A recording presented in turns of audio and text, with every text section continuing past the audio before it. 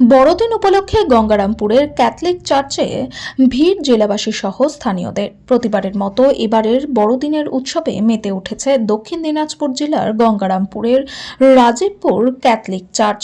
বড়দিন উপলক্ষে গির্জার পাশে বসেছে বিশাল এক মেলা। এদিন সকাল থেকে প্রার্থনা করতে চার্চে ভিড় জমায় খ্রিস্টান ধর্মাবলম্বী মানুষজন।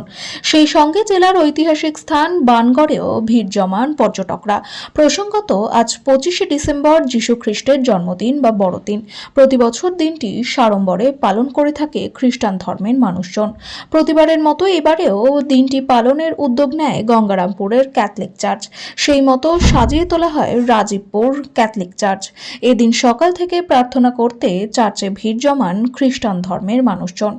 এদিকে বড়দিন উপলক্ষে গঙ্গারামপুরের ঐতিহাসিক স্থান বানগড়েও ভিড় জমান পর্যটকরা।